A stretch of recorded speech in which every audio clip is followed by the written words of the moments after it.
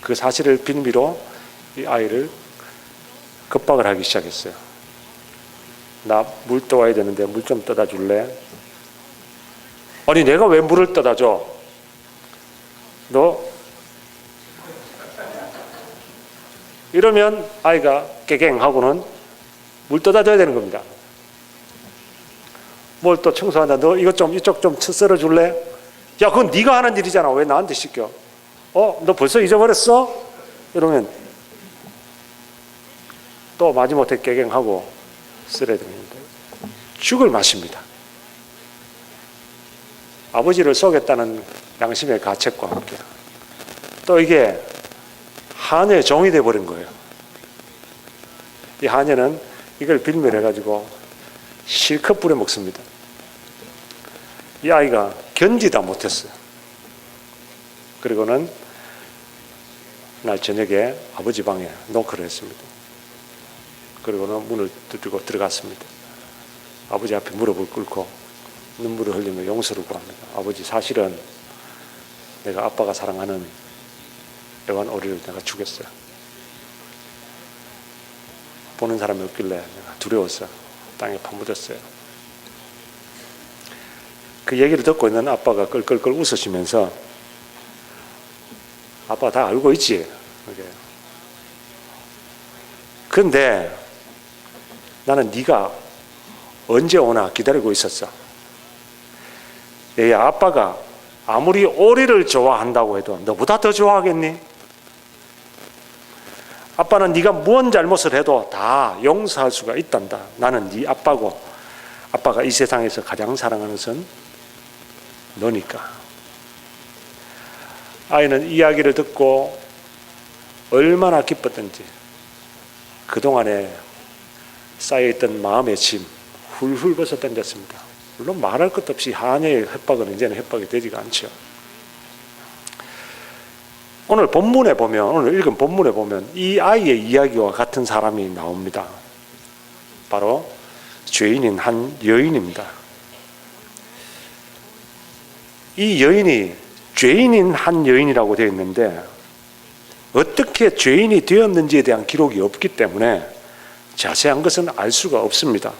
하지만 분명한 것은 당시에 사회 지탄을 받는 그런 죄를 짓고 그 동네 사람들 모두에게 손가락질 받는 그런 여인이었다는 것입니다. 아마 한 번의 실수로 또 죄의 구렁텅이로 떨어졌는지도 모르죠.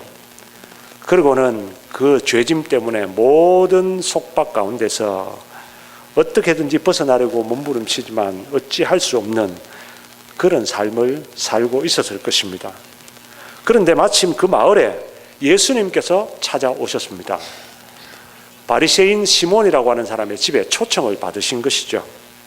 이 소식을 듣고 죄인인 여자가 감히 모든 사람들의 눈총과 손가락질과 비난을 무릅쓰고 그 바리새인의 집에 들어갔습니다. 그리고 식사하고 계시는 예수님의 발치에 뒤에서 와서 눈물로 예수님의 발을 씻고 머리털로 씻고 그리고 그 발에다가 값진 향유를 부었습니다. 이 여인으로서 자기가 표시할 수 있는 최고의 존경과 사랑의 표시를 바로 예수님에게 한 것입니다. 이 여인이 이렇게 예수님의 발치에 한 행동을 두고 예수님께서는 어떻게 말씀을 하셨느냐 하면 이 여인의 죄가 용서를 많이 받았기 때문에 이 여인이 거기에 감사해서 감격해서 나한테 이렇게 했다. 그렇게 예수님께서는 말씀하셨습니다. 오늘 이 여인이 예수님에게 나와서 이렇게 한 행동 그리고 예수님께서 이 행동을 통해서 주시는 교훈은 오늘 우리들이 살펴보고자 합니다. 오늘 이 사건 가운데서 세 가지 영적인 진리를 우리들에게 교훈해 주시고 있습니다. 첫 번째는 누구든지 예수님께 나오면 용서받는다는 사실입니다. 여러분, 이 세상 사람들은 죄인을 용서하지 않습니다.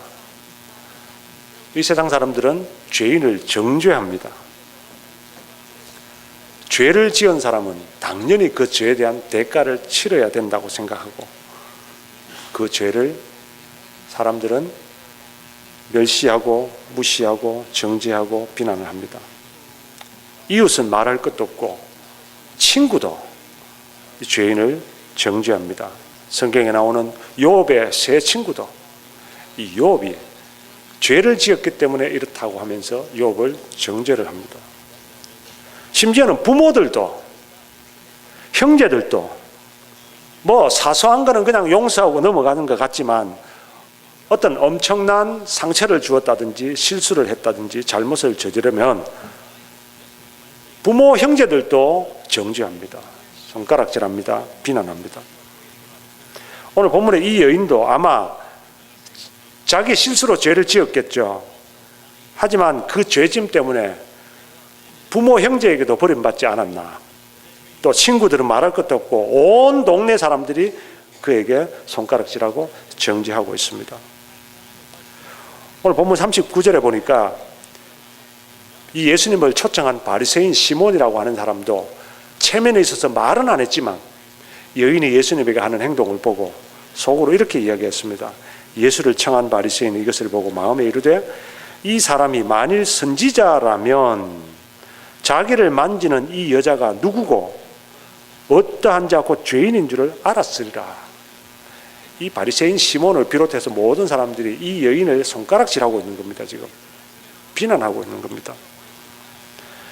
여러분 그렇습니다.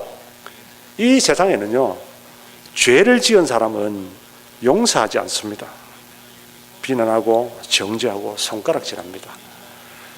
여러분 주변에 뿐만 아니고 어디 세상에 정치판이 돌아가는 거라든지 뭘 세상을 바라다 봐도 죄를 지은 사람들은 용서하지 않습니다. 그런데 오늘 본문에 우리 예수님은 그렇지 않다는 것입니다. 예수님은 죄인을 용서하십니다. 오늘 본문의 48절에 보면 이 여인에게 이르시되 네 죄 사함을 받았느니라. 예수님은 이 여인을 용서하고 있습니다. 성경에서 우리 하나님의 용서를 가장 잘 보여주는 이야기가 있죠. 바로 탕자의 비유입니다. 아버지에게 두 아들이 있는데 둘째 아들이 아버지의 재산을 미리 상속받아서 먼 나라로 가서 허랑방탕하고 다 허비한 후에 다 없이한 후에 거지꼴이 되어서 먹고 살기 위해 살 수 없이 아버지께로 돌아옵니다. 그런 아들을 맞이하는 이 아버지의 태도가 어땠습니까? 그 아들에게 비난하거나 정죄하거나 손가락질하거나 무슨 교훈하거나 이런 것은 한마디도 없습니다. 이 아버지는 그 아들을 맨발로 뛰어나가서 얼싸안고 울며 입을 맞추고 다시 그 아들을 자신의 아들로 맞아들입니다. 용서하시는 것입니다. 이것이 바로 우리 하나님의 용서를 보여주는 비유죠. 성경에 나오는 요나의 이야기도 우리 하나님의 용서를 너무너무 잘 보여주십니다. 사람은 용서하지 못하는데 하나님은 용서하신다는 거죠. 요나가 하나님의 선지자입니다. 하나님께서 요나에게 니느웨라고 하는 도시로 가서 회개하라고 선포하라고 했습니다. 니느웨 사람들이 너무 죄를 많이 지어서 하나님의 심판이 임박했습니다. 그런데 요나는 가기 싫었습니다. 이 니느웨 사람들은 너무 죄인이기 때문에 다 죽었으면 좋겠다고 생각했습니다. 그래서 멀리 도망갔습니다. 도망가는 요나를 하나님께서 붙잡아가지고 물고기 밥이 되게 해가지고 그리고 다시 니느웨로 보냈습니다. 니느웨로 간 요나는 끌려간 겁니다. 마지못해서 간 겁니다. 그러니까 니느웨 사람들이 다 하나님의 심판을 받아 죽었으면 좋겠는데 마지못해 하나님이 회개하라고 선포하라고 하니까 가서 선포했습니다. 그런데 이게 웬일입니까? 니느웨 사람들이 요나의 회개의 메시지를 듣고 회개하기를 시작하는 겁니다. 요나는 그래도 하나님께서 이 니느웨 사람들 너무 악하기 때문에 다 죽일 줄 알고 다 심판하실 줄 알고 니느웨 성이 망하는 꼴을 보고 싶어서 니느웨 성이 한눈에 내려다 보이는 산에 올라가서 자리 좋은 데 잡고 언제 하나님이 심판하시나 구경하고 있었습니다. 그런데 낮에 땡볕이 너무 뜨겁습니다. 땡볕 때문에 기다리다가 자기가 죽게 생겼습니다. 하나님 앞에 불평합니다. 그래서 하나님께서 이 요나를 위해서 넝쿨 식물 하나를 자라게 하시고 그 넝쿨에 햇빛을 가리게 하셔서 시원한 그늘에서 잘 감상할 수 있도록 만들어 주셨습니다. 그런데 그 다음 날 됐는데 그만 이 넝쿨 식물이 벌레가 파먹어서 말라 죽어버리고 말았습니다. 요나가 하나님 앞에 불평을 해야 됩니다. 뜨거워서 죽겠습니다. 주실 때는 언제고 왜 이렇게 하십니까? 그때 하나님이 요나에게 하셨던 말씀이 요나서 3장 10절에서 11절입니다. 네가 수고도 아니하였고 배양도 아니하였고 하룻밤에 났다가 하룻밤에 망한 이 박넝쿨을 네가 아꼈거든. 하물며 이 큰 성읍 니느웨에는 좌우를 분변치 못하는 자가 12만여 명이요 육축도 많이 있나니 내가 아끼는 것이 어찌 합당치 아니하냐. 하나님이 니느웨를 용서하신다 이 말입니다. 하나님이 니느웨를 용서하시는 것이 당연하다는 겁니다. 요나는 니느웨가 망했으면 좋겠는데, 여러분 사람들은 다 정죄합니다. 망했으면 좋겠습니다. 나한테 해를 끼치는 사람들이나 나한테 무슨 뭐 죄를 지은 사람들이나 아니면 이 세상에 악한 사람들, 이런 사람들을 보면 다 죽였으면 좋겠습니다. 그런데 우리 하나님은 용서하신다는 겁니다. 여러분 이 세상에 이 아버지의 사랑과 용서를 누가 보여줍니까? 우리 예수님께서 보여주십니다. 예수님께서 이 땅에 오셨습니다. 아버지의 그 용서하시는 사랑을 보여주시기 위해서 수고하고 무거운 짐진 자들아 다 내게로 오라. 내가 너희를 쉬게 하리라. 누구든지 어떤 죄를 지었던 죄인이든지 예수님 앞에 나오면 예수님께서 용서해 주셨습니다. 심지어는 십자가의 강도, 죽음을 앞에 두고 있는 지금 숨이 넘어가는 그 강도라고 하더라도 그가 평생 동안 지었던 모든 죄가 참 산더미같이 쌓였다 하더라도 그가 예수님 앞에 나오니까 예수님께서 그를 용서해 주셨습니다. 오늘 밤에 네가 나와 함께 나오나 있으리라. 여러분 이 세상에 많은 종교가 있습니다. 많은 사람들이 있습니다. 그러나 누가 내 죄를 용서해 줍니까? 누가 내 실수와 잘못을 용서해 줍니까? 예수님밖에 없습니다. 예수님께서는 예수님께 나오는 사람들을 절대 정죄하지 않으셨습니다. 비록 실수했어도, 비록 죄를 지었어도, 세상 사람들은 다 손가락질하고 심지어는 가족들조차도 나를 비난하더라도 예수님께서는 나를 용서해 주셨, 용납해 주셨습니다. 마태복음 12장 20절에는 예수님을 상한 갈대를 꺾지 아니하며 꺼져가는 심지를 끄지 아니하신다 그렇게 표현했습니다. 여러분 갈대가요 멀쩡한 것 같아도 상하면요 냄새도 나고 그거 필요 없어요. 그래서 사람들은 상한 갈대는 꺾어버립니다. 심지 옛날에는 호롱을 썼거든요. 호롱불. 요즘은 초를 하잖아요. 초도 옛날에 호롱불은 심지를 천으로 해가지고 이렇게 심지를 만들었었대요. 근데 이게 천으로 만들어 놓으니까 기름이 닿으면 불이 꺼지지만 이 천도 이게 자꾸 타들어가요. 나중에는 이게 심지가 다 하면 또 다른 심지를 갈아줘야 돼요. 그러면 심지가 꺼져갑니다. 불이 꺼져갑니다. 그러면 사람들은 당연히 그 불을 끕니다. 끄고 다시 새로 붙이든지 뭐 다른 걸 하든지 합니다. 그런데 우리 예수님은 상한 갈대도 꺾지 않고 꺼져가는 심지도 끄지 아니하시는 분이라고 그랬습니다. 세상 사람들은 상한 갈대는 여지없이 꺾어버립니다. 놔두면 뭐합니까? 사회의 악이다. 이것은 도저히 남겨둬서는 안 된다고 생각합니다. 꺼져가는 심지, 이건 뭐 놔두면 뭐 하겠나 하고 다 꺼버립니다. 그러나 우리 예수님은 아무리 상한 갈대 같은 나라도 꺾지 아니하시고 아무리 꺼져가는 심지 같은 나라도 끄지 아니하신다. 우리가 어떤 실수를 했어도 어떤 잘못을 저질렀어도 우리 주님은 용서하시는 분입니다. 여러분 혹시 과거의 실수와 죄책감을 아직도 괴로워하고 있는 분 있습니까? 새 출발하고 싶으신 분 있습니까? 예수님께 나오시기 바랍니다. 이 세상 그 누구에게 찾아가지 마시고 예수님께 나오면 예수님께서 용서해 주십니다. 새 삶을 살 수가 있습니다. 오늘 본문에 이 여인처럼 주님 앞에 나와서 우리의 죄를 자복하고 주님 앞에 용서받고 살아가는 그런 성도님들 되기를 바랍니다. 두 번째, 오늘 본문을 통해서 주시는 진리는 믿음이 구원한다는 것입니다. 오늘 본문 마지막 50절에 보면 예수께서 여자에게 이르시되 내 믿음이 너를 구원하였으니 평안히 가라. 이 여인은 죄 가운데서 손가락질 당하면서 그 죄책감 때문에 숨막히는 삶을 살아가고 있던 여인인데 우리 주님께 나와서 구원을 얻었습니다. 그런데 무엇으로 구원을 얻게 됩니까? 예수님께서 내 믿음이 너를 구원했다, 그렇게 말씀하십니다. 이 여인이 가진 믿음이 무슨 믿음이었습니까? 이 여인이 가진 믿음은 바로 예수님께 나오면 예수님은 나를 용서하신다는 믿음입니다. 예수님께 나오면 예수님께서 내 문제를 해결해 주신다는 믿음입니다. 예수님께서 나를 구원해 주신다는 믿음이었습니다. 이 믿음을 가진 사람이 구원을 받습니다. 오늘 본문의 이야기는 사실은 주인공이 정작 될 사람이 따로 있습니다. 주인공이 되어야 될 사람입니다. 누굽니까? 바리새인 시몬입니다. 바리새인 시몬이 예수님을 자기 집에 초청을 했습니다. 여러분, 예수님을 내 집에 초청했다, 이거 어마어마한 일입니다. 예수님을 집으로 초청한 사람이 어마어마한 복을 받았습니다. 예수님께서 베드로의 집에 가셨을 때 열병으로 앓아 누워있는 장모의 병을 고쳐주셨습니다. 야이로의 집에 가셨을 때 죽은 딸을 살려주셨습니다. 여러분, 이게 예수님께서 우리 집에 오신다는 사실이 얼마나 놀라운 일인지 모릅니다. 오늘도 마찬가지입니다. 주님이 우리 집에 오신다면, 주님이 내 집에 오신다면, 주님이 나와 이 집에 함께 계신다면 놀라운 일이 벌어집니다. 그런데 바리새인 시몬의 집에서는 아무 일도 일어나지 않았습니다. 왜 그렇습니까? 바리새인 시몬에게는 믿음이 없었기 때문입니다. 예수님께서 바리새인 시몬에게 이렇게 말씀하셨습니다.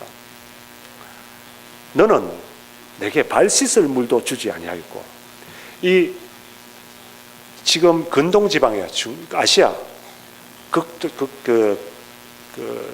근동 지방에 가면은 아직도 풍습이 많이 남아 있어요. 아랍 사람들이 하는 풍습 가운데 그런 풍습들이 많이 남아 있습니다.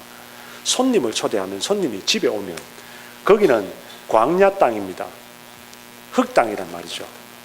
그러니까 지금같이 포장이 되어 있는 도로가 있는 것도 아니고 흙땅을 다니다가 샌들 신고 다니면 집에 들어오면요, 집이 더러워지지 않습니까? 그래서 항상 집에 들어올 때는 하인을 시켜서 발 씻을 물을 내줍니다.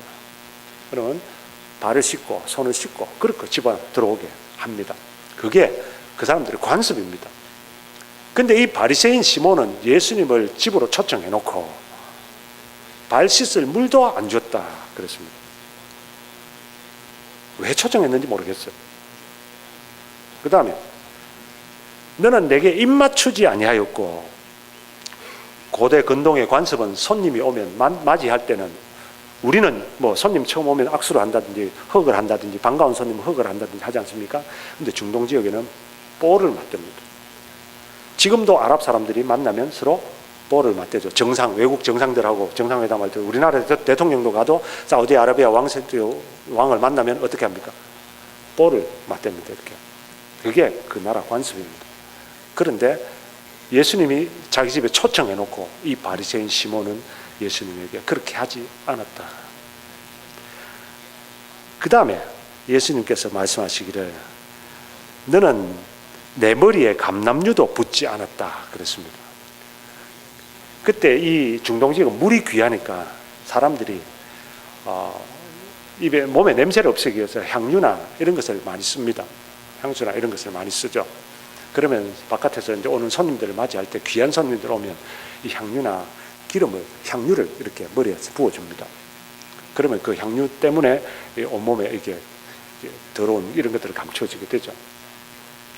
근데 예수님께서 너는 내 머리에 감람류도 안 부었다. 감람류는 흔해 빠진 기름입니다. 올리브 기름. 중동 지역에는 흔해 빠진 기름이 올리브 기름입니다. 감람류도 안 부어줬다. 그렇게 표현을 하셨습니다. 여러분, 바리새인 시몬이 왜 그렇게 했습니까? 예수님을 집에 초청해 놓고 왜 그렇게 했습니까? 믿음이 없었기 때문입니다. 그런데 이 여인은 어떻게 했습니까? 이 여인은 예수님의 발 씻을 물이 아니라 눈물로 발을 씻겼습니다. 머리털로 발을 씻겼습니다. 그리고 머리에 붓는 게 아니라 발에다가 값비싼 향유를 부었습니다. 왜 그렇게 했습니까? 이 여인의 믿음입니다. 예수님을 향한 믿음이죠. 여러분, 오늘 본문의 이 바리새인 시몬은 예수님을 자기 집에 초청해 식사를 대접하고는 했지만 정작 구원은 얻지를 못했습니다. 예수님을 믿지 않았기 때문입니다. 단지 예수님을 유대인 랍비 정도로, 그것도 저 갈릴리에서 온 자기보다도 한참 신분이 낮은 사람 대하듯이 그렇게 했다는 것이죠. 오늘날에도 우리 기독교를 단지 여러 종교 중에 하나로 보는 사람들이 있습니다. 예수님은 종교의 지도자, 4대 성인 군자, 사람인데 성인이다, 군자 중에 한 사람으로 그렇게 생각합니다. 그래서 이런 사람들 가운데는 아니, 각 종교들마다 다 구원의 길이 다 자기들마다 길이 있다. 불교도, 유교도, 기독교도, 이슬람교도 뭐 다 자기들만의 종교의 길이 있는데 그 길을 따라가면 결국에는 하나로 만난다. 그런데 뭐하러 남의 종교를 보고 우리 종교를 믿으라, 남의 종교를 흩뚫고 그렇게 하느냐, 평화롭게 같이 공존을 해야 되지 않느냐, 이렇게 생각하는 사람들이 있습니다. 왜 기독교는 그렇게 독단적이냐, 왜 기독교를 믿지 않으면 구원이 없다고 하느냐, 왜 기독교는 그렇게 독선적이냐, 그런 기독교는 믿기 싫다, 이렇게 얘기하는 사람들이 있습니다. 그러니까 여러분, 왜 기독교입니까? 왜 예수님입니까? 예수님이 4대 성인군자 중에 한 사람인데 예수님도 길이 있고 공자도 길이 있고 석가모니도 길이 있는데 단지 그 중에 한 길일 뿐입니까? 여러분, 천만의 말씀입니다. 이 세상에서 우리가 구원을 얻기 위해서는 우리의 죄 문제를 해결하지 않으면 못합니다. 누가 죄를 해결해 줍니까? 내 죄를 누가 해결해 줄 수 있습니까? 어떤 사람들은 죄를 지으면 그 죄를 해결하기 위해서 착한 일을 많이 하면 된다고 생각합니다. 죄를 10가지를 지었어도 100가지 선행을 하면 그 10가지 죄는 사해진다고 생각을 합니다. 천만의 말씀입니다. 죄가, 내가 착한 일을 한다고 내 지은 죄가 없어집니까? 절대 그렇지 않습니다. 우주, 이 천지 만물의 공의는 죄는 반드시 대가를 치러야 됩니다. 죄는 반드시 대가를 치러야 그 죄가 없어지는 거지. 대가를 치르지 않고 어떻게 죄가 없어진단 말입니까? 우리 죄는 죽음으로써 대가를 치러야 됩니다. 그런데 나의 이 죽음의 죄의 대가를 예수님께서 대신 치러주셨습니다. 이 세상에서 누가 내 죄를 위해서 죽었습니까? 석가모니가 죽었습니까? 공자가 죽었습니까? 모하메드가 죽었습니까? 이 세상의 어느 종교 지도자가 내 죄를 위해서 십자가에서 죽었습니까? 내 죄를 대신해서 죽었습니까? 내 죄를 용서합니까? 우리 예수님밖에 없다는 거죠. 예수님은 죄도 없으신 분으로서 내 죄를 위해서 십자가에서 죽으셨습니다. 그리고 3일 만에 살아나셨습니다. 그리고 예수님을 믿는 사람들에게는 누구든지 영생이라는 선물을 주시는 겁니다. 그래서 구원이라는 게요, 여러분, 내 힘이나 내 노력으로 얻어지는 게 아닙니다. 무슨 올림픽에서 메달을 따야지 구원이 주어지는 것처럼 열심히 노력하고 열심히 애를 쓰고 열심히 착한 일하고 열심히 선행을 행하고 열심히 고행을 하고 땀을 흘리고 애를 쓰고 그렇게 해야지 구원이 얻어지는 게 아닙니다. 만약에 그렇게 구원을 얻는 것이라고 한다면 오늘 본문에 이 여인이 구원을 얻기 위해서 얼마나 많은 세월을 그가 고행을 하고 속죄를 하고 살아야 했겠습니까? 그러나 이 여인은 오늘 본문에 보니까 예수님께 나온 즉시 구원을 얻었습니다. 내 믿음이 너를 구원하였으니 평안히 가라. 구원은 예수님 믿으면 없습니다. 우리가 예수님이 나의 구세주라는 사실을 믿고 예수님이 내 죄를 대신해서 십자가에 죽으셨다는 사실을 믿음으로 주님 앞에 나오기만 하면 우리의 모든 죄가 용서받고 우리는 구원을 얻게 되는 것입니다. 하나님의 자녀가 되는 것입니다. 어떤 사람들은 예수 믿으십시오 하면 아이고 아직 준비가 덜 됐어요. 내가 좀 잘 준비한 다음에 예수를 믿죠. 교회를 가죠. 그럽니다. 그 준비가 뭡니까? 내가 지금 털어버리지 못한 죄가 있어요. 씻지 못한 죄가 있어요. 그거 깨끗하게 씻고 나서 가지요. 그런 사람도 있습니다.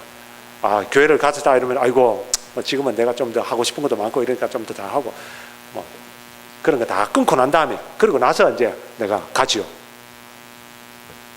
여러분, 아니 내가 죄를 끊어버릴 수 있고 내가 죄를 해결할 수 있으면 뭐하러 예수님께 나옵니까?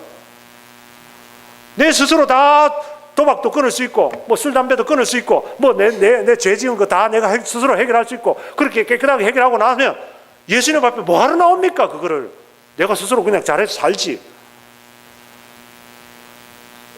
그걸 해결을 받기 위해서 예수님에게 나오는 거 아닙니까? 그래서 구원을 위해서 예수님을 믿는 겁니다. 여러분, 이 세상 다른 데서 구원을 받을 생각하지 마십시오. 예수님께 나오면 용서받고 구원받습니다. 믿음으로 우리 예수님만이 유일한 길이요, 예수님만이 유일한 진리요, 예수님만이 유일한 도라고 하는 사실, 생명이라고 하는 사실, 이 사실을 믿음으로 예수님께 나와서 구원을 얻는 분들 되기를 바랍니다. 마지막 세 번째입니다. 오늘 본문을 통해서 주시는 진리는 깨닫는 만큼 감사한다는 겁니다. 다른 말로 하면 내가 용서받은 만큼 사랑하고 헌신한다는 겁니다. 오늘 예수님께서는 이 여인의 행동을 보고 속으로 언짢게 생각하는 이 바리새인 시몬을 향해서 이런 비유를 말씀하셨습니다. 빚 준 사람이 두 사람 빚을 졌는데 한 사람은 그죠? 500데나리온을 줬고 하나는 50데나리온을 줬다. 데나리온은 그때 당시 하루 품삯입니다. 한 데나리온이 하루 품삯입니다. 그러면 50데나리온은 50일 동안 일한 품삯이고 500데나리온은 500일 동안 일한 품삯입니다. 오늘날로 환산을 하시고 뭐 정확하게 환산은 안 됩니다만 대충 환산해 보면 요즘 일당 시간당 얼마입니까? 최저임금이 10불 가까이 올라가죠. 이제 10불에서 15불까지 막 올라간다고 얘기를 들었어요. 10불이라고 칩시다. 하루 10시간 일하면 하루 100불입니다. 하루 일당 100불이라 치면 얼마입니까? 50데나리온 5,000불, 500데나리온 5만 불입니다. 자, 5,000불 빚진 사람하고 5만 불 빚진 사람이 있습니다. 그런데 두 사람 다 사정이 딱해요. 그래서 빚쟁이가 아유, 안 갚아도 된다. 내가 다 면제해 줄게. 그러면 5만 불 면제받은 사람하고 5,000불 면제받은 사람 누가 더 감사하게 생각하고 누가 더 그 빚쟁이 그 빚 준 사람을 더 좋게 생각하겠습니까? 당연히 5만 불 빚진 사람이죠. 당연히 5만 불 빚진 사람이 더 하지 않습니까? 예수님은 이 비유를 통해서 바로 이 여인이 5만 불 빚진 사람이고 바리새인 시몬 너는 5천 불 빚진 사람 그렇게 비유를 했습니다. 그런데 사실은 이게 정확한 비유도 아니에요. 왜냐하면 이 바리새인 시몬은 빚졌다고 생각을 안 하는 사람이니까. 그런데 이 본문을 보면 언뜻 보면 죄를 많이 지은 사람들이 더 하나님을 사랑하고 죄를 적게 지은 사람들은 하나님을 덜 사랑하는구나 이렇게 착각하기 쉽습니다. 그런데 오늘 본문은 예수님께서 하시는 말씀은 그 말씀이 아니에요. 무슨 이 여인은 전과 10범이고 이 바리새인 시몬은 뭐 전과도 없는 사람이기 때문에 예수님 사랑하는 거나 헌신을 안 했고 이 여인은 전과 10범이기 때문에 그 죄를 용서받아서 주님을 더 사랑하고 헌신했다 이렇게 생각하기 쉬운데 그게 아닙니다. 예수님 말씀하시는 것은 이 죄인이 죄를 얼마나 많이 지었느냐가 문제가 아니고 예수님 말씀은 내가 얼마나 많은 죄를 지은 죄인이냐를 깨닫느냐는 겁니다. 이 여인은 그 죄에 대한 죄책감이 너무 크고 거기에 대해서 주님이 용서해 준 데 대한 감사가 크다는 거예요. 그와 반면에 이 바리새인 시몬은 그것을 깨닫지를 못하니까 자기가 죄인인지를 알지를 못하는 겁니다. 예수님에 대해서 감사할 필요도 없고 무슨 뭐 헌신하는 그런 필요도 없다는 거죠. 실제로 요한복음 9장에 보면 예수님이 한 소경을 고치신 사건을 통해서 누가 진짜 소경인가를 가르쳐 주셨습니다. 바리새인들은 이 소경 주제에 이렇게 얘기를 하면서 소경의 말을 듣지 않으려고 했죠. 그런데 예수님께서 말씀하셨죠.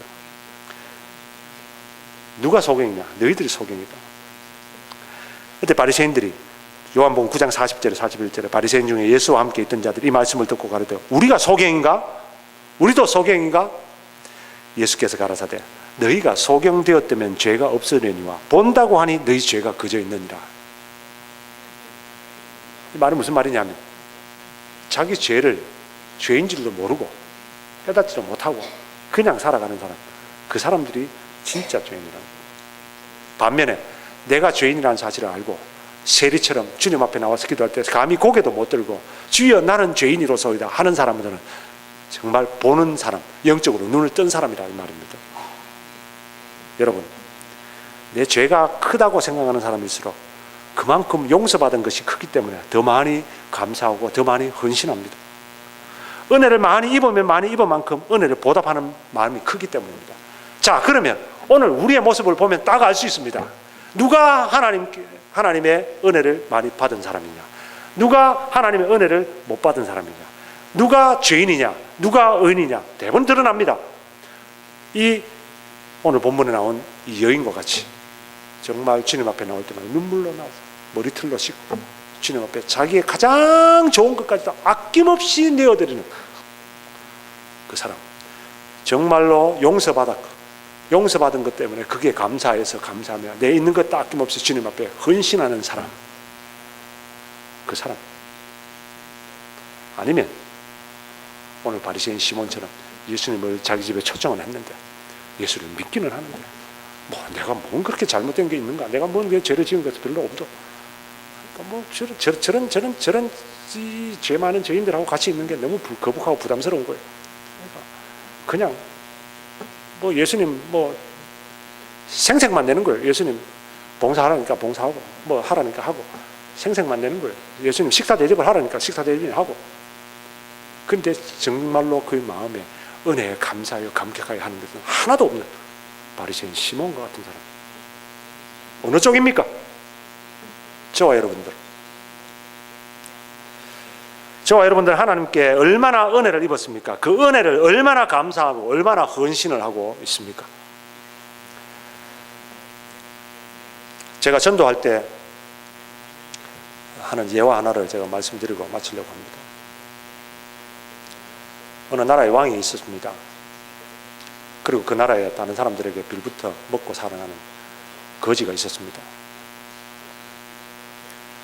어느 날 거리에 공고가 붙었습니다. 많은 사람들이 몰려들어서 그 공고를 봅니다. 무슨 공고인가 싶어서 거지도 가서 봤습니다. 몇 월 며칠 몇 시에 왕궁 앞에 오면 임금님이 오는 사람들에게 선물을 준다 하는 공고였습니다. 그 공고를 본 사람들의 반응이 각양각색이었습니다. 어떤 사람은 아니 나같이 텍스 잘 내고, 나같이 준법 정신 투철하고, 나같이 이 나라를 위해서 이렇게 보탬을 준 나 같은 사람에게 선물을 줘야지, 뭐 오는 사람은 어떤 사람에게 선물을 준다고 그 뭐 그런 선물 그 뭐 대단한 선물 아닐 거 아니야 하고는 무시하고 가버린 사람들도 있었습니다. 또 어떤 사람들은 이 임금님이 주는 선물인데 도대체 어떤 것일까 궁금해서 가보자 하는 사람도 있었습니다. 이 거지는 그 공고를 보는 순간에 마음이 뛰었습니다. 자기는 나라를 위해서 한 거 아무것도 없습니다. 축만 내는 사람이었습니다. 아무것도 도움이 안 되는, 왕에게 도움이 안 되는 사람이었습니다. 왕을 만난다는 언감생심이죠. 그런데 왕을 만날 수 있다는 사실에 가슴이 뛰기 시작했습니다. 뿐만 아니라 임금님이 선물을 준다는데, 임금이 선물을 준다는데, 왕이 주는 선물을 받을 수 있다는데, 이 거지가 마음이 뛰었어요. 누구보다도 앞장서서 다름질해서 달려갔습니다. 가보니 많은 사람들이 모여와 있습니다. 시간이 되었습니다. 임금님 나타났습니다. 손을 내미는 자에게 내가 선물을 주겠다 그럽니다. 손을 내미는 자에게 선물을 주겠다고 하는데 사람들이 주변을 둘러봅니다. 둘러보니까 어중이 떠중이 같은 사람들이 와 있습니다. 특히 거지 같은 냄새나는 사람들도 와 있습니다. 그런 사람들하고 똑같은 선물을 준다니까 기분 상해가 빈정상해가 돌아가 버리는 사람도 있었습니다. 그런데 이 거지는 임금에게 손을 내밀면 준다고 그러니까 이런 일이 어딨나, 나 같은 사람도 선물을 준다고 합니다. 그 더러운 손을 감히 그 많은 사람들 앞에 냄새나는 손을 임금 앞에 덥석 내밀었습니다. 임금님이 그 거지의 손에 선물을 주었습니다. 선물을 받은 이 거지가 뜰 듯이 기뻤습니다. 그 뒤로부터 온 동네방네 뛰어다닙니다. 나도 임금님에게 선물을 받았다. 내가 임금님을 만났다. 내가 임금님에게 선물을 받았다. 동네방네 떨고 다니고 10년이 지났습니다. 그 거지는 여전히 거지입니다. 그 전보다 나아진 게 하나도 없습니다. 더 늙고 더 병들고 그 나라에 더 부담되는 사람입니다. 하지만 그 거지는 기쁜 삶을 살아갑니다. 왜 그렇습니까? 그의 마음에 임금에게 받은 선물이 있기 때문에. 제가 바로 그 거지와 같은 사람이었습니다. 누구보다도 냄새나는 사람이었습니다. 누구보다도 더럽기 짝이 없는 사람이었습니다. 그런데 주님 앞에 나오면 영생의 구원의 선물을 주신다는 얘기를 듣고 제 마음문을 열고 손을 내밀어서 구원의 선물을 받았습니다. 얼마나 좋은지, 얼마나 기쁜지 온 동네 방네 다니면서 자랑하기 시작했습니다. 10년, 20년이 흐르고 30년의 세월이 흘렀습니다. 지금도 여전히 저는 더럽기 짝이 없는 사람입니다. 그럼에도 불구하고 저는 누구보다도 기쁜 삶을 살아갑니다. 누구보다도 헌신하는 삶을 살아갑니다. 임금님의 일이라면 두 손 두 발 다 동원해서 뛰어가는 사람이 되었습니다. 왜 그렇습니까? 나 같은 죄인에게 주신, 임금님이 주신 선물이 있기 때문입니다. 여러분들은 어떻습니까? 우리는 모두가 다 죄로 인해 더럽혀진 거지와 같은 사람들 아닙니까? 그럼에도 우리 하나님은 우리에게 믿음의 선물을 주셨고 영생의 선물을 주셨습니다. 그렇다면 우리의 삶이 어떠해야 되겠습니까? 도무지 선물 받을 자격이 없는 나를 위해서 예수님이 십자가에 달려 죽으셨고 내 죄가 용서받았고 다시 하나님의 자녀가 되었다면 우리도 오늘 이 본문의 이 여인처럼 우리 예수님께 우리의 사랑과 헌신을 드려야 되지 않겠습니까? 저와 여러분들 모두가 다 주님 앞에 용서받고 남은 삶을 용서받은 만큼 사랑하고 헌신하며 살아가는 복된 성도님들 되기를 주의 이름으로 축원합니다. 찬양합시다. 찬양하고 결단한 기도하겠습니다. 은혜로다.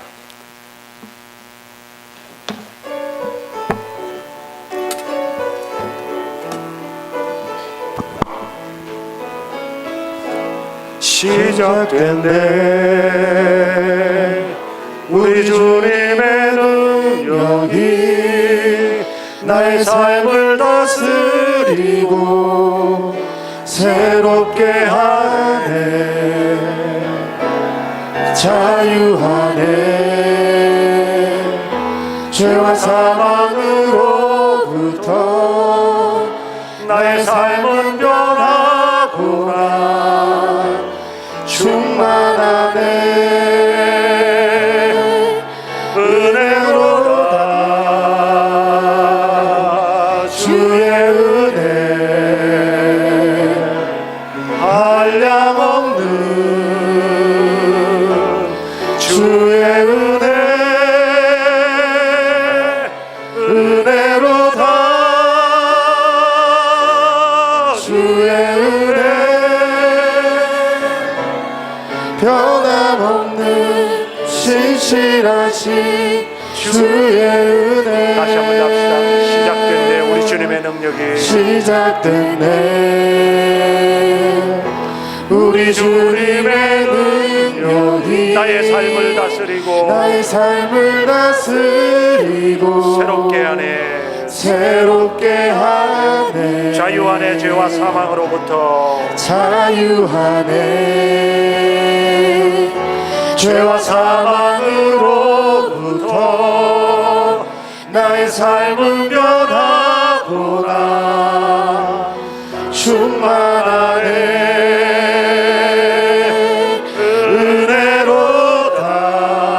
은혜로다 주의 은혜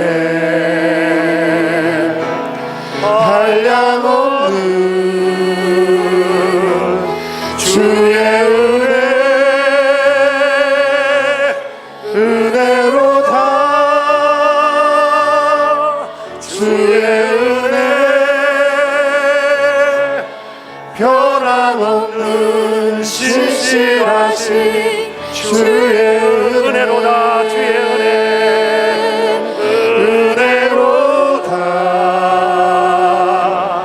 주의 은혜 한량없는 주의 은혜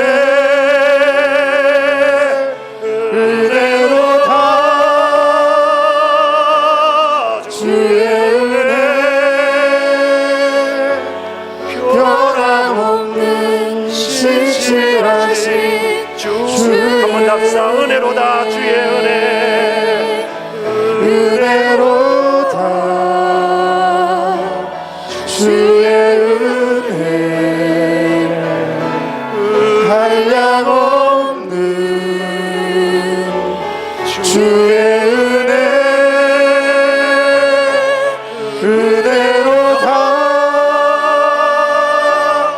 주의 은혜 변함없는 신실하신 주의 은혜. 우리 시간 결단합시다. 나는 어느 쪽입니까? 주님의 은혜를 깨닫고 주님 앞에 감사하고 주님 앞에 헌신하는 쪽입니까? 아니면 그 은혜를 깨닫지 못하고 형식적으로 믿고 그냥 단순히 그냥 형식적으로 예수님 초청하고 예수님 식사 대접하는 그런 바리새인 시몬과 같습니까? 우리 주님이 원하시는 삶은 우리 주님의 은혜가 크다는 것을 깨닫고 그 크신 은혜에 감사하고 날마다 주님을 더 뜨겁게 사랑하고 주님 앞에 더 뜨겁게 헌신하는 사람입니다. 용서하시고 구원하시는 사람입니다. 오늘 우리가 바로 이런 사람이 되어야 되지 않겠습니까? 남은 생애를 이렇게 살게 해달라고 기도합시다. 하나님의 은혜를 감사하는 감격하는 자들 되게 해달라고, 은혜를 깨닫고 그 은혜에 헌신하는 자들 되게 해달라고 이 시간 다 같이 한 목소리로 기도하겠습니다. 오 하나님 아버지 감사합니다. 우리 주님이 베푸신 은혜를 주님이여 저들이 늘 잊어버리고 살아갑니다.